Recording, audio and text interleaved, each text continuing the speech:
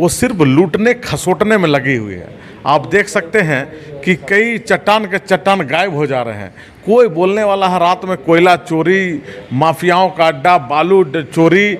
मतलब ये सरकार सिर्फ और सिर्फ लूट की सरकार है। जो सत्ता में आए लूटो, अफसर का तबादला पोस्टिंग के नाम पे लूट, वही अफसर को ऐसे थाना में चाहे एसपी बना के भेजा जा रहा है जो वहाँ से लूट के अपना जेब भरने का काम कर रही है। तो खंड के दुर्भाग्य है कि ऐसी राज्य में ऐसी सरकार चल रही है कि कोई परवाह नहीं है। और ऐसे ही राम भरोसे हिंदू होटल टाइप का यहाँ स्वास्थ्य विभाग चल रहा है। सिर्फ बयान राज्य का दुर्भाग्य है कि स्वास्थ्य विभाग ऐसे मंत्री को दिया गया है जो ये झारखंड का बंटा धार करने में लगे हुए हैं। ऐसा स्वास्थ्य विकास की गंगा रुक गई है और क्राइम की गंगा बढ़ गई है। झारखंड में विकास की रफ्तार ऐसी कि कछुआ भी देखकर शर्मा जाए। जी हाँ, झारखंड के बने हुए 25 वर्ष बीत गए और आज इसी कड़ी में हम जानने का प्रयास करेंगे झारखंड की विकास की रफ्तार कितनी होनी चाहिए थी और विकास की रफ्तार अभी कम क्यों है। आज इसी संदर्भ में बात करने के लिए मैं मौजूद हूं वरुण कुमार साहू जी के पास, जो भाजपा के जिला अध्यक्ष हैं रांची महानगर के। वरुण जी से हम जानने का प्रयास करेंगे कि झारखंड के 25 वर्ष होने पर झारखंड को कैसे देखते हैं। हम सीधा जुड़ते हैं। वरुण जी, सबसे पहले स्वागत है हमारे चैनल में आपका। चलिए, बहुत बहुत धन्यवाद आपका। झारखंड को कैसे देखते हैं अभी आप?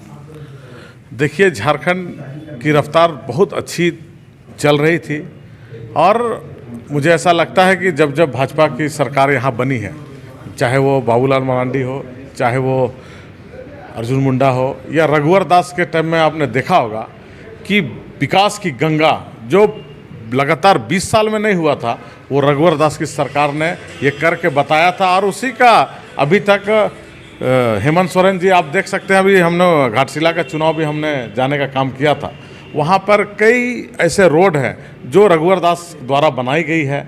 वहाँ पे जो शिलापट लगा हुआ वो वहीं का है, लेकिन हेमंत सरकार जी के द्वारा कहीं ऐसे विकास की कोई योजना धरातल पे नहीं आती दिख रही है। तो जब से हेमंत सोरेन जी बने हैं, विकास की गंगा रुक गई है और क्राइम की गंगा बढ़ गई है, ये देखने को मिलता है। झारखंड खनिजों का राज्य माना जाता है। भारत में सबसे ज़्यादा अगर कोयला है तो झारखंड में है, लेकिन झारखंड की जनता आज भी गरीबी का सामना क्यों कर रही है वरुण जी? निश्चित रूप से यहाँ की जो सरकार है वो सिर्फ लूटने खसोटने में लगी हुई है। आप देख सकते हैं कि कई चट्टान के चट्टान गायब हो जा रहे हैं। कोई बोलने वाला है रात में कोयला चोरी, माफियाओं का अड्डा, बालू चोरी।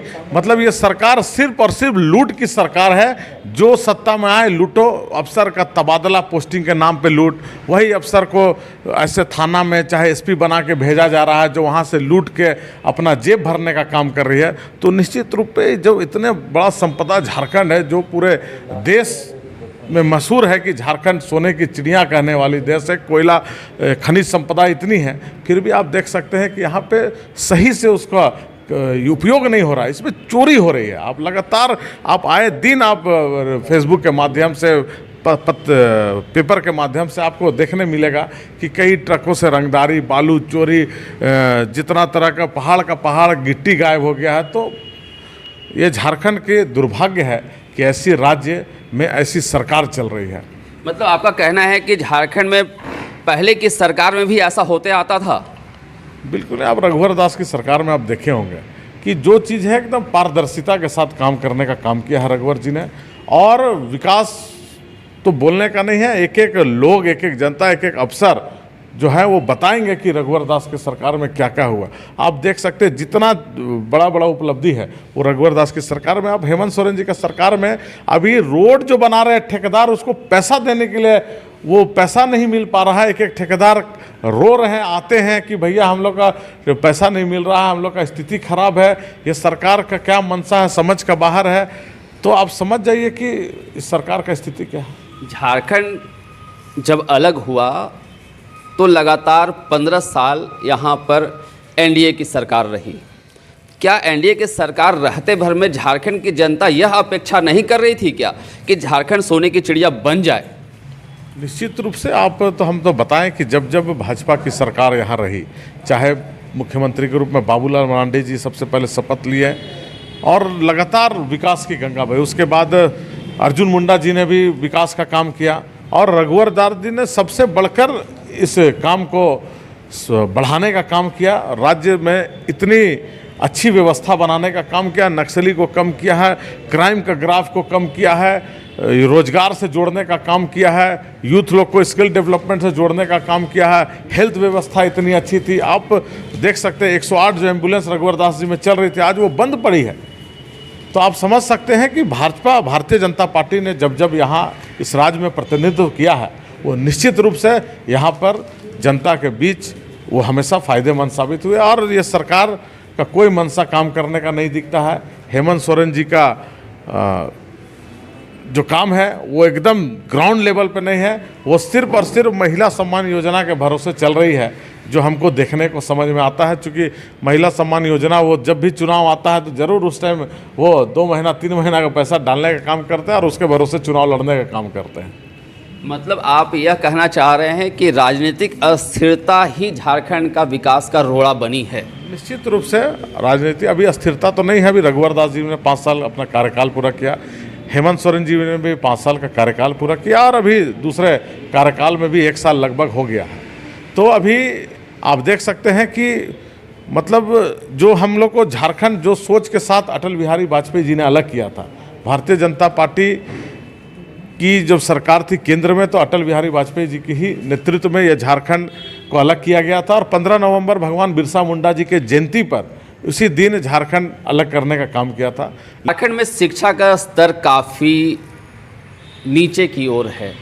जिस तरह से झारखंड को 25 वर्ष बने हुए हो गए, लेकिन शिक्षा का स्तर आज भी वहीं पर है जहां शुरुआत में थी।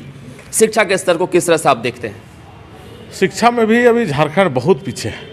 आप देख सकते हैं शिक्षा के नाम पर अभी हेमंत सोरेन जी की जब चुनाव लड़ रहे थे तो वो जो भी हमारे ग्रेजुएशन थे, ग्रेजुएट लोगों को 5,000 भत्ता देने का बात किए थे, बेरोजगारी भत्ता, पोस्ट ग्रेजुएट को 7,000 रुपया बेरोजगारी भत्ता देने का काम किए थे, वो सब नदारत है, कुछ भी नहीं कर रहे हैं। शिक्षा के नाम पे भी बच्चों के साथ जो अन्याय हो रहा है वो भी हम सभी को देखने के मिल रहा है। कहीं कोई व्यवस्था अच्छी नहीं है, सरकारी स्कूल का स्थिति जब बद से बदतर हो रहा है। आजकल सरकारी स्कूल में व्यवस्था जो टीचर्स हैं वो अच्छे से पढ़ाई नहीं बच्चे को करा रहे। तो जब जहाँ पे शुरुआत के ही बच्चे का स्थिति ऐसा रहेगा तो आगे क्या भविष्य होगा।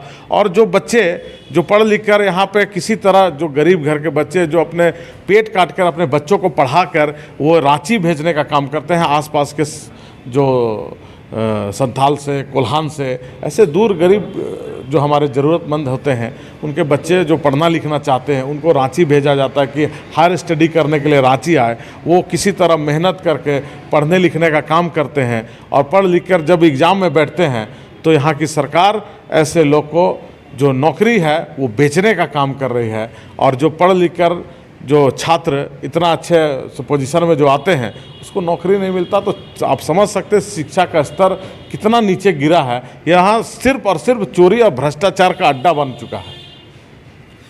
शिक्षा के स्तर के आगे अगर हम चले तो स्वास्थ्य की एक बहुत बड़ी बात आती है। झारखंड अभी भी स्वास्थ्य को लेकर चिंतित नहीं है। झारखंड की सरकार या जो भी सरकारें बनी लगातार 25 वर्षों में झारखंड में स्वास्थ्य का स्तर वैसा ही नीचे है जैसे पहले हुआ करता था।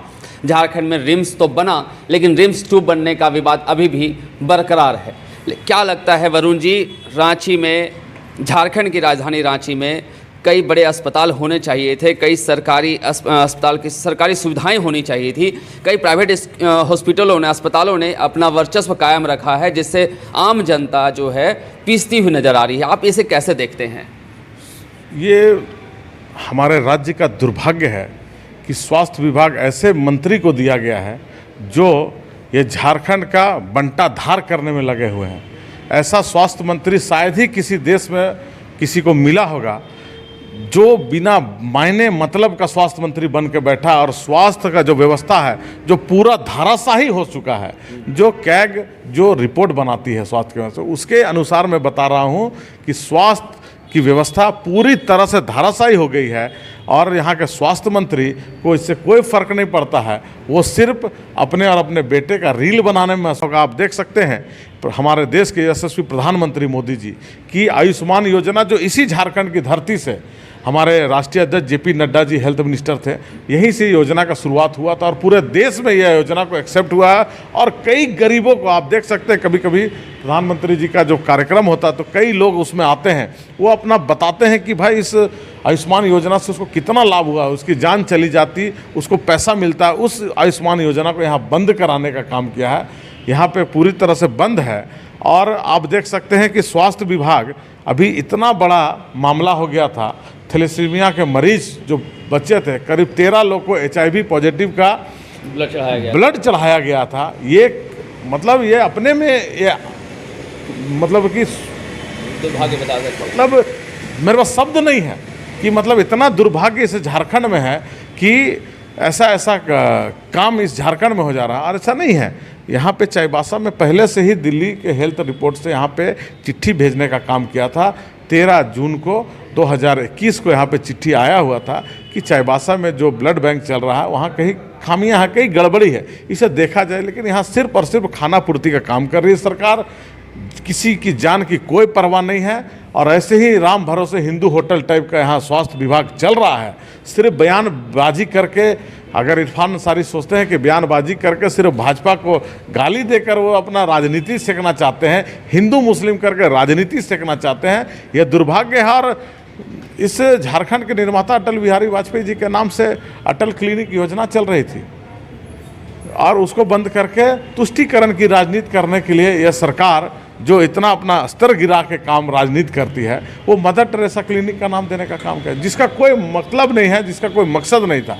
वो सिर्फ तुष्टीकरण की राजनीति करे, लड़ाई करा के लोगों के बीच में भेदभाव करके राजनीति करना चाहते। तो झारखंड का भला होना इस सरकार से हमको बेईमानी लगता है।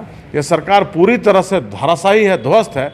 आने वाले समय में जनता इनका जवाब देगी और इसको उखाड़ फेंकने का काम करेगी।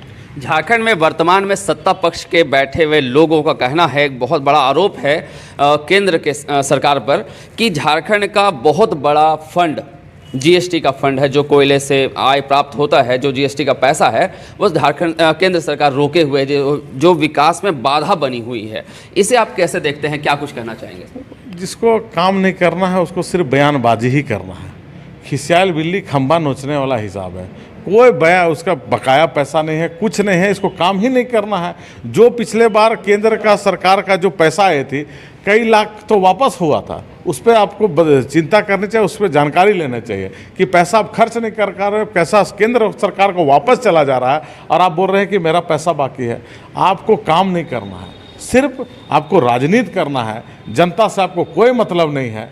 तो बस बयानबाजी करना है, बयानवीर बनना है। लेकिन जनता ये सब चीज़ों पे नज़र गड़ाए हुए है, सभी जनता देख रही है।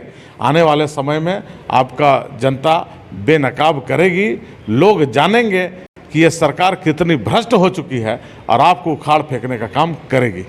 लेकिन वर्तमान में सत्ता पक्ष के जो लोग हैं उनका कहना है कि झारखंड में सबसे बड़ा आय का स्रोत कोयला है और कोयला जो है केंद्र सरकार के हाथ में है और उससे जो आय प्राप्त होता है वो केंद्र सरकार अपने पास रखे हुए है, बड़ा हिस्सा रखे हुए है, जो झारखंड में डेवलपमेंट में काम आ सकता था। उसको लेकर सत्ता में अभी बैठे हुए लोग चिंतित हैं। इस पर आप क्या कहेंगे कोयले की समस्या को लेकर? कोयले की समस्या में कोयला में सिर्फ कोयला चोरी करने के लिए यहाँ पे सरकार पड़ी हुई है। आप अभी देख सकते हैं कि DGP को अचानक से इस्तीफा देना पड़ता है। ये सब कोयला से रिलेटेड ही इन लोग का सब अपना गेम चल रहा था, प्लान चल रहा था। पैसा का लेन देन में कुछ गड़बड़ी हुआ है तो कोयला का नाम सिर्फ इसलिए लिया जाता है कि कोयला में यहाँ पैसा दिखता है, कोयला में खाली कमाई दिखता है, 2 नंबर का काम होता है, बिना कागज़ का कोयला को पास कर देना, यही अभी सब सरकार की काम है, मंशा है। तो केंद्र सरकार को कैसे बदनाम करे और अपना काम कैसे करे, इसके लिए सिर्फ भ्रम फैलाने के लिए जनता के बीच ये मैसेज छोड़ने का काम कर रही है कि केंद्र सरकार हमको पैसा नहीं दे रही है। केंद्र सरकार खुल के, नितिन गडकरी जी ने खुल के कहा कि क्या बताओ, आपने देखा होगा वीडियो कॉल के माध्यम से, बोले कि कोई कमी नहीं है पैसे की, जितना चाहिए वैसा उतना पैसा मिलेगा। अरे काम करने का आप जज्बा तो बनाएं, काम तो करें। पैसा की कमी कभी नरेंद्र मोदी जी के राज में किसी प्रदेश में पैसा की कोई कमी नहीं है। जितना पैसा केंद्र से मिलता है उतना हम खर्च भी नहीं कर पा रहे हैं। तो ये बोलना बेईमानी है, राजनीति करना है, तो ये बातें बोल रहे हैं। एक तरफ आप कह रहे हैं कि वर्तमान की सरकार विकास पर ध्यान नहीं दे रही है, दूसरी तरफ लोगों का कहना है, आम जनता का कहना है कि वर्तमान की सरकार ने रांची, झारखंड की राजधानी रांची में 3-3 फ्लाईओवर देने का काम किया है। इस पर आपका क्या कुछ कहना होगा? देखिए, फ्लाईओवर तो जाम से मुक्ति के लिए फ्लाईओवर बना। हाँ, ये योजना तो हमको लगता है कि अभी एक ही फ्लाईओवर सब हमारे भाजपा के सरकार में ही सब शुरू हुआ था। ये भी हमारे केंद्र सरकार से सामने रातू रोड वाला जो बना है, इसमें नितिन गडकरी जी ही ने पैसा दिया है। तो विकास की जो बात करते हैं वो बेईमानी है। उसमें भी आप देख सकते हैं कि आप आदिवासी का जो हित का बात करते हैं, वहाँ पे सरना स्थल है, वहाँ पर इतना राजनीति होने लगा तो हेमंत सोरेन जी ने तुरंत में उसको उद्घाटन करने का काम किया। बीच किसी को ना भाजपा के किसी विधायक को पता चला, ना कुछ चला। तो कहीं अगर राजनीति हो रही है, कोई सही गलत हो रहा है, उससे उसका जवाब नहीं देना है, उससे छुप के आपका शिलान्यास करना, उद्घाटन करना, यही हेमंत सोरेन जी का काम है। तो फ्लाईओवर, देखिए, विकास तो होना ही है, लेकिन ये फ्लाईओवर एक ऐसा नहीं कि सिर्फ फ्लाईओवर 3 बना दिया है तो उससे विकास होता है। इसमें केंद्र का ही पैसा लगा हुआ है, चाहे रातू रोड वाला योजना है, चाहे सीरम टोली वाला, उसमें केंद्र का पैसा दिया गया, इसे मिला के योजना की गई है। तो जब तक केंद्र सहयोग नहीं करता है, ये अपने से कुछ नहीं कर सकते। और आने वाले समय में हमको देखना है कि अभी 4 साल उनको सरकार मौका मिला है, जनता ने उन्हें मत दिया है अपना, तो 4 साल में क्या आगे करेंगे वो हम सभी देखने के लिए बैठे हुए देखेंगे। झारखंड के 25 वर्ष होने पर अंतिम सवाल वरुण जी आपके पास है। झारखंड अभी तक 25 वर्षों में जो कुछ नहीं कर पाया है, क्या लगता है आने वाले 25 वर्षों में झारखंड को कैसे देखते हैं? विकास के रास्ते में कितना आगे बढ़ते हुए देखना चाहेंगे आप, या कैसे आप देखते हैं इसको? मैं रांची में पैदा लिया हुआ, यहीं पढ़ा बला हूँ, तो मैं निश्चित रूप से चाहूँगा रांची और पूरा झारखंड एक मॉडल बने पूरे देश का, कि रांची जाए तो लोग बताए कि भाई रांची इतना सुंदर है। जैसे अभी कैसे बिहार की बात कर रहे हैं, आप वहाँ गए होंगे तो बिहार में फ्लाईओवर का जाल है, रोड का जाल बसा हुआ है, एक लोग, एकदम सुशासन की सरकार है। लेकिन यह जेएमएम और कांग्रेस की जो गठबंधन की सरकार है, राजद की, इससे अगर ये अपेक्षा करते हैं तो ये बेईमानी होगी। इसे भारतीय जनता पार्टी ने झारखंड राज्य को अलग किया है, बनाया है, और संवारेगा भी भारतीय जनता पार्टी के ही नेता। तो निश्चित रूप से जब यहाँ भारतीय जनता पार्टी की सरकार बनेगी तभी ये झारखंड सुधरेगा। और अगर सोचते हैं कि कांग्रेस और जेएमएम की सरकार इसको संवारेगी, बनाएगी, तो यह बात बेईमानी होगी। इनसे कोई उम्मीद नहीं किया जाता। ये सिर्फ भ्रष्टाचार में सम्मिलित हैं, सिर्फ लूट खोरी में लगे हुए हैं और अपना जेब भरने के लिए अपना ज़मीन, अपने लोगों को साथ, अपना घर परिवार को बढ़ाने में लगे हैं, परिवारवाद की राजनीति करते हैं। तो भारतीय जनता पार्टी, ये झारखंड संवरेगा, संभलेगा, समृद्ध बनेगा, मजबूत बनेगा, लेकिन भारतीय जनता पार्टी के नेतृत्व में बनेगा, क्योंकि भारतीय जनता पार्टी ने इन्हें बनाया है, तो भारतीय जनता पार्टी से संवारेगा।